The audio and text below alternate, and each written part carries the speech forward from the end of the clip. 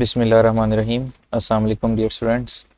Myself Muhammad Salman Masood from Computer Science Department, back with a new video. Hope so you are will be fine and enjoying the online classes. Students, आज हम computer sciences part 1 के chapter number 8 का last topic जो है हमारे पास objects of Windows operating system, जो कि बहुत इंपॉर्टेंट टॉपिक है। शॉर्ट क्वेश्चन के लिहाज से इसमें से आपके पेपर में काफ़ी दफ़ा क्वेश्चन आ चुके हैं, और डिस्क मैनेजमेंट भी शॉर्ट क्वेश्चन के लिहाज से हम देखेंगे। तो आगाज़ करते हैं लेक्चर का।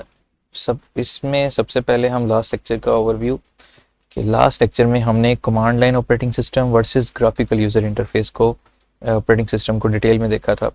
तो क्या हमने देखा था कि ग्राफिकल यूज़र इंटरफेस, जैसा कि आपको स्क्रीन पर नज़र भी आ रहा है, एक इजी इंटरफेस है, यूज़र फ्रेंडली इंटरफेस है, जहाँ पे user easily by using graphical objects अपने एक्शन परफॉर्म कर सकता है। इसके बरक्स हमने बात की थी जो कमांड लाइन ऑपरेटिंग सिस्टम की, जिसमें हमें कमांड की हेल्प से काम करना पड़ता है। ये डिफ़िकल्ट टू यूज़र है। बाय टाइपिंग कीबोर्ड यूज़र अपनी कमांड लिखता है और ठीक कमांड लिखने पे एक्शन परफॉर्म होता है। That's why it is difficult.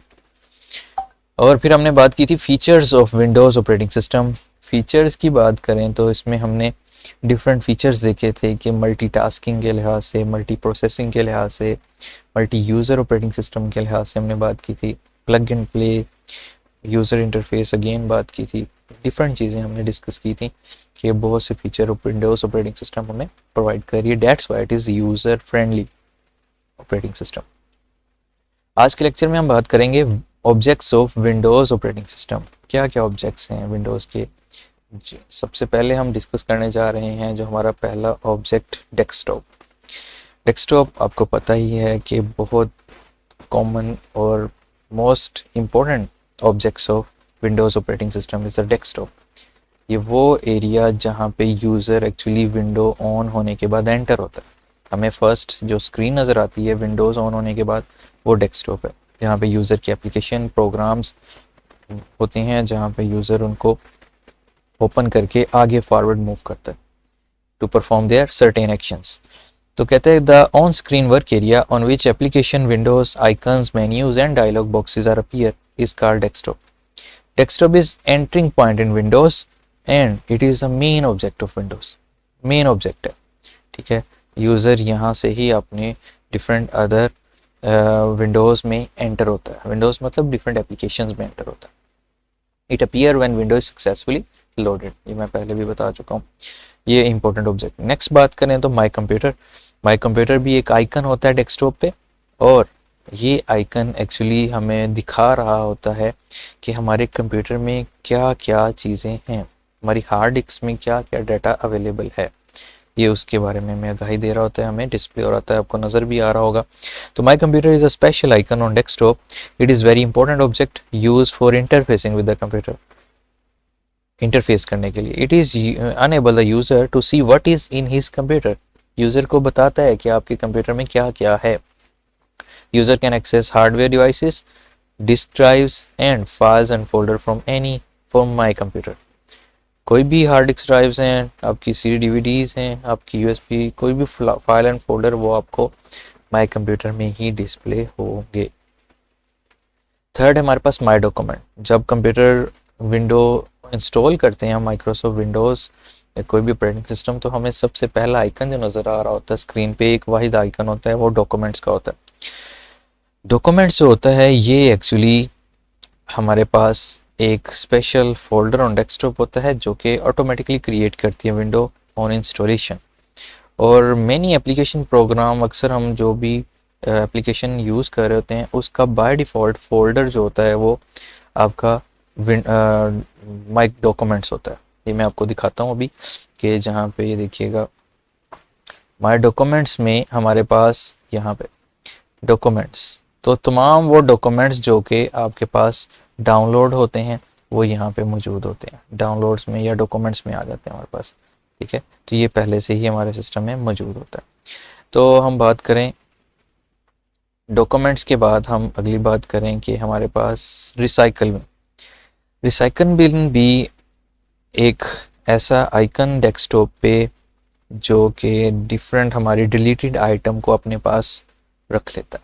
हम जो भी आइटम डिलीट करते हैं वो on a desk recycle bin चली जाती है, ठीक है, डिलीटेड आइटम। तो यहाँ पे कहता है कि recycle bin is also special folder in Windows on a hard disk. It is also has an icon on desktop and contain files and folders that are deleted from the hard disk, ठीक है, जो कि disc से delete किए जाते हैं। अब आपको नज़र आ रहा होगा कि हम जब रिसाइकल बिन में पहुंचते हैं, ये देखिएगा ज़रा कि रिसाइकल बिन में हम जब पहुंचते हैं, मैं यहाँ पे आपको थोड़ा सा, ये रिसाइकल बिन आपको नज़र आ रहा होगा। यहाँ पे हमारे पास किसी भी फोल्डर को हम रिस्टोर करना चाहते हैं, इसको राइट क्लिक करेंगे तो यहाँ पे रिस्टोर कट डिलीट, यहाँ पे रिस्टोर करेंगे तो जहाँ से ये फोल्डर डिलीट किया गया है वापस अपनी उसी पोजीशन पे चला जाता है। मतलब हमारे पास एक और ऑप्शन होती है कि हम इस फोल्डर को अपने पास वापस ले आए, वो इसीलिए रिसाइकल बिन में किया जाता है। सिंपली अगर हम डिलीट करें, राइट क्लिक करके डिलीट करते हैं, अगर हम उसको शिफ्ट डिलीट करेंगे किसी भी चीज़ को तो वो रिसाइकल बिन में नहीं, वो परमानेंटली आपकी हार्ड डिस्क से डिलीट कर दी जाती है। तो कहते हैं deleted files can also be restored from the recycle bin to other their original location, जहाँ से वो डिलीट की गई। आगे बात करें हम my network places. My network places ये एक्सपी और डिफरेंट जो वर्जन्स हैं उनमें बहुत इंपॉर्टेंट आपका ऑब्जेक्ट है विंडोज़ का, जिसमें आपकी जो डिफरेंट डिवाइसेस होती हैं उनके बारे में इंफॉर्मेशन है। वो डिवाइसेस आपकी कंप्यूटर डिवाइसेस, आप एक नेटवर्क में हैं, नेटवर्क डिवाइसेस कौन सी हैं आपकी कनेक्ट हैं, आप किस नेटवर्क के साथ कनेक्ट हैं, मतलब वाईफाई आप यूज़ कर रहे हैं, कोई आप इथरनेट नेटवर्क यूज़ कर रहे हैं, उसकी information, and also the printers and other devices used with the computer system are display in my network places। को नज़र आ रहा होगा तो कहता है my network places is also an icon on desktop contain the icon of computers, printers and other network devices connecting to a network। It is used to access the computers, shared devices and folders, share devices को भी और folder को भी, data connecting to the network, जो कि network में हमारे पास share किए जाते हैं। मतलब शेयरिंग फोल्डर भी यहाँ पर डिस्प्ले होते हैं कि ये फोल्डर किस किस कंप्यूटर को शेयर किया गया या किस किस डिवाइस से शेयर किया गया। नेक्स्ट हमारे पास विंडोज़ एक्सप्लोरर, बहुत कॉमन फीचर है और ये विंडोज 7, विंडो 8 और 10 में तो बहुत यूज़फुल हमारा फीचर है, ऑब्जेक्ट है विंडोज़ का।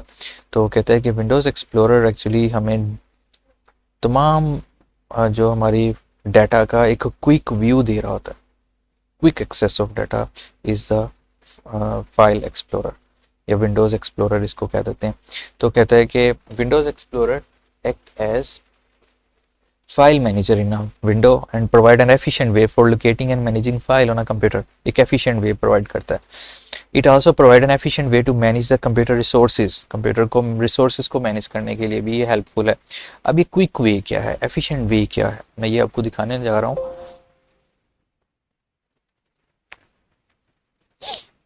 यहाँ पे देखिएगा डेस्कटॉप में, यहाँ पे ये नीचे आपको एक फाइल मैनेजर के नाम से नज़र आ रहा होगा, ठीक है, या इसको हम विंडोज़ प्लस ई की बात करते हैं, हम शॉर्टकट की है ये विंडोज़ ई करेंगे तो ये विंडोज़ एक्सप्लोरर हमारे पास ओपन हो जाता है।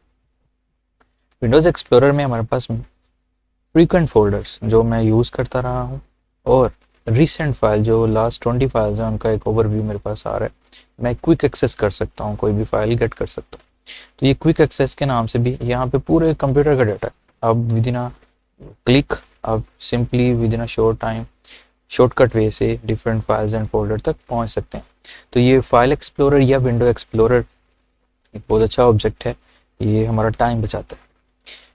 तो आगे बात करें हम विंडोज़ के बाद कंट्रोल पैनल। कंट्रोल पैनल भी एक बड़ा अच्छा ऑब्जेक्ट ऑफ ऑपरेटिंग सिस्टम है जो कि एक एडमिनिस्ट्रेटिव टूल के तौर पे काम करता है।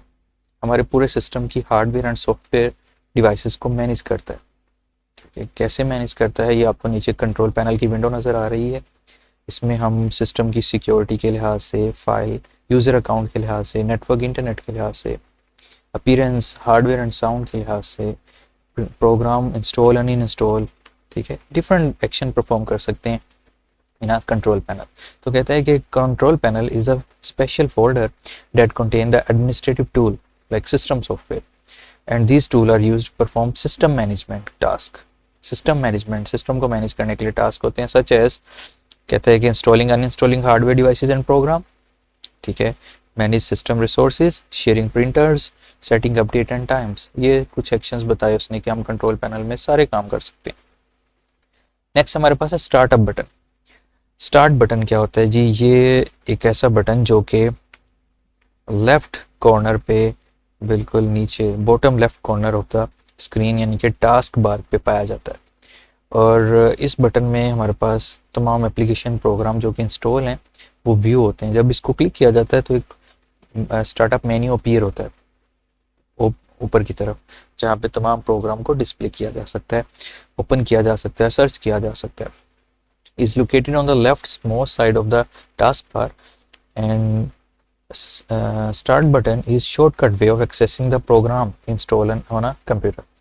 When startup button is clicked, startup menu appear on a screen that contain how to start any program, how to open or search any document, how to change Windows setting, to get Windows help and to manage files and folder. तो यहाँ पे ये Windows जो हमारे पास XP 7 के इसी तरह के हमारे पास स्टार्टअप मेन्यू, XP में स्टार्ट लिखा होता था लेकिन यहाँ पे 7 में एक स्टार्ट का बटन है, विंडोज़ का बटन है, जिसको हम क्लिक करते हैं तो एक मेन्यू स्टार्टअप मेन्यू अपीयर होता है। तमाम जो हमारे एप्लीकेशन प्रोग्राम्स हैं और आगे डिवाइसेस एंड अदर फोल्डर्स की इंफॉर्मेशन हमारे पास अवेलेबल है। जो विंडोज़ 10 में है वो भी दिखा देता हूँ आपको। ये नीचे आपको नज़र आ रहा होगा स्टार्ट क्लिक करता हूँ तो ये स्टार्टअप मेन्यू, ये एक न्यू लुक है, ठीक है। विंडो 8 में पूरी स्क्रीन पे स्टार्टअप मेन्यू आ जाता है, लेकिन विंडोज़ 10 में इस तरह से हमारे पास स्टार्टअप मेन्यू को किया गया मैनेज। नेक्स्ट हमारे पास बात करें तो नेक्स्ट टॉपिक शुरू हो रहा है डिस्क मैनेजमेंट या disc management utility. Disc management क्या होती है? डिस्क मैनेजमेंट एक्चुअली यूज़र के लिए हमारे पास जो हार्ड डिस्क होती है उसकी मैनेजमेंट है कि यूज़र अपने डिफरेंट जो डिस्क ड्राइव्स हैं उनको कैसे मैनेज करता है, उनको किस तरह पार्टीशन करता है, उनका स्टेटस क्या है, कितनी जो वॉल्यूम की उसने अपने पास पार्टीशंस क्रिएट की हुई हैं, वो डिस्क मैनेजमेंट कहला देती है। नीचे आपको नज़र भी आ रहा होगा कि हमारे पास ये कुछ पार्टीशंस हैं, उनकी फर्दर पार्टीशंस। तो कहते हैं Windows operating system has store disc management capability and by using this user can view status of drives and perform maintenance on these drives।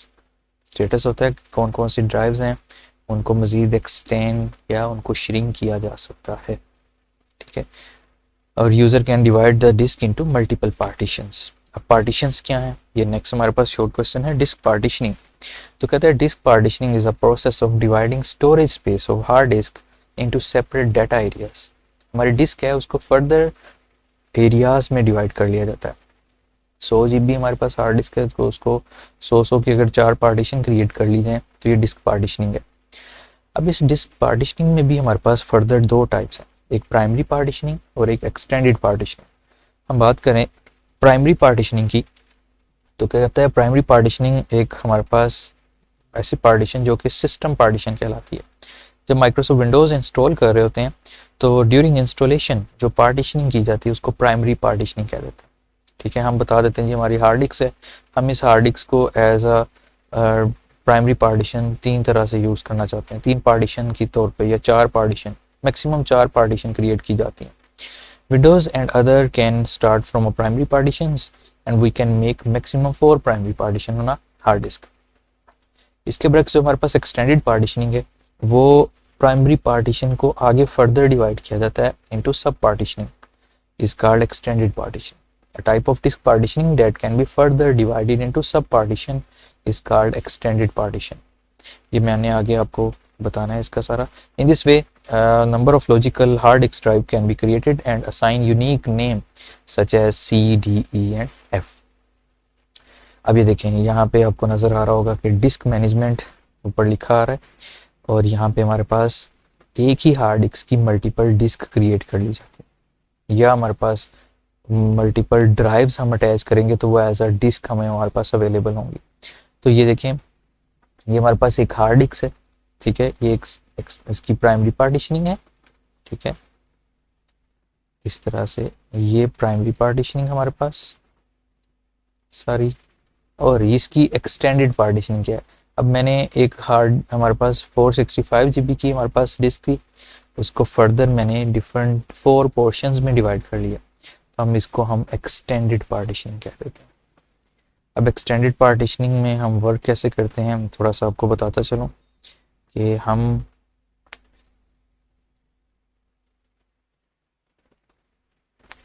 हमारे पास सर्च बार में सर्च करते हैं,